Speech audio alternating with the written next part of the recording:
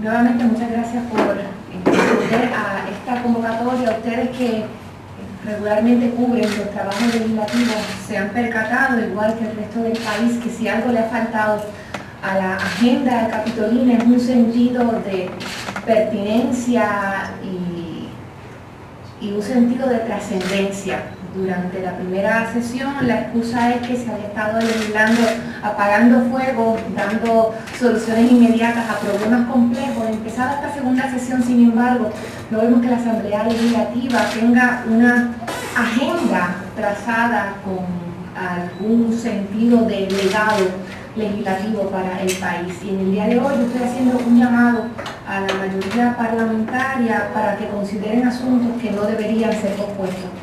En primer lugar, como ustedes recordarán, el pueblo de Puerto Rico invirtió en la propuesta de redacción de un nuevo Código Civil más de $5 millones y toda una década de trabajo de juristas, profesores, abogados en la práctica, técnicos en derecho, expertos en distintas materias, tanto en Puerto Rico como del extranjero, el trabajo de los legisladores, y eso quedó en absolutamente nada. Luego de 10 años, la Asamblea Legislativa dejó de asignarle fondos a la comisión que había sido creada mediante legislación, con el efecto práctico de engavetar esa década completa de trabajo. Por eso yo he presentado en el día de hoy la resolución concurrente del Senado número 29, que propone la creación de una comisión con miembros de la Cámara, miembros del Senado, una composición mucho más reducida y más modesta que la anterior comisión de revisión del Código Civil, para que se finalice ese trabajo que ya se encontraba en una etapa muy avanzada. Ya se culminó el proceso de investigación, varios de los libros están en una etapa de borradores muy avanzados, y se trata de la necesidad urgente de modernizar normas jurídicas, en el caso de algunas datan del 1930. Los estudiantes de Derecho en Puerto Rico todavía tienen que aprender cuánto tiempo hay para perseguir las abejas, por ejemplo. Pero no tenemos normativa que sí debería atender situaciones modernas como las nuevas normas de urbanización, con las servidumbres ambientales, por ejemplo, que es un tema que en Puerto Rico no se ha tratado. Temas de sucesión, uno de los elementos noveles que contemplaba el Código Civil es que los viudos y viudas deben convertirse en herederos. Actualmente los viudos no heredan nada del cónyuge, están en una situación económica de grandes ventajas, solamente tienen derecho al usufructo viudal.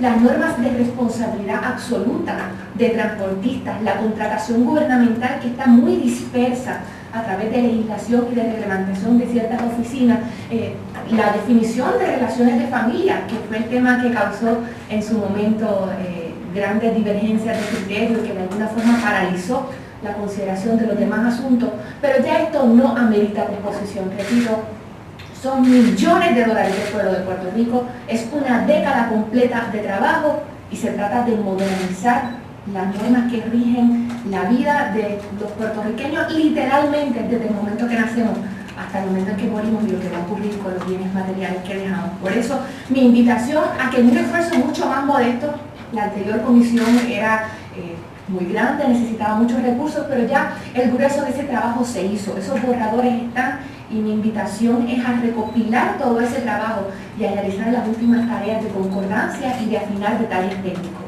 Además, creo que es responsabilidad también impostergable de esta Asamblea Legislativa el reconocer de una manera cándida y honesta los efectos desastrosos que han tenido algunas de las disposiciones de las medidas impositivas que se aprobaron a final de la sesión pasada.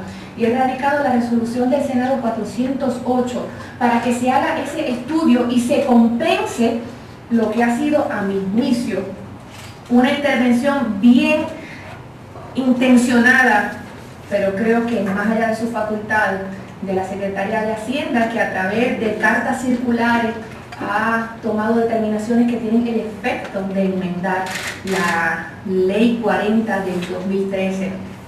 Nosotros hemos recibido el acercamiento de distintos sectores.